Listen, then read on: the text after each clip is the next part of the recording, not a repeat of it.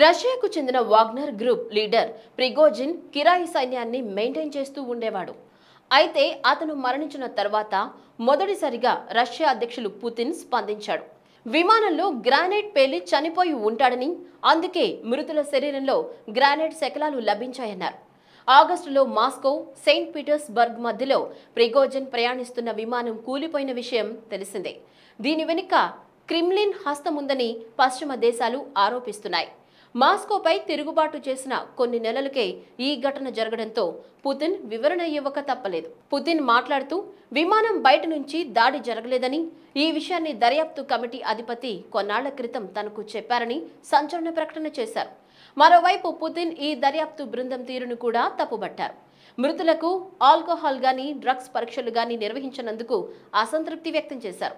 Prigozhin కు drugs తో సంబంధాలు ఉన్నాయని, గతంలో తిరుగుబాటు తర్వాత సెయింట్ పీటర్స్బర్గ్ ఆఫీసులో ఎఫ్ఎస్బి తనిఖీలు నిర్వహించిన సమయంలో 10 బిలియన్ రూబుల్స్ 5 కిలోల కొకైన్ను అధికారులు స్వాధీనం చేసుకున్నారని గుర్తు చేశారు. అయితే ప్రిగోజిన్ మరణం ఒక మిస్టరీగానే ఇంకా మిగిలి ఉంది.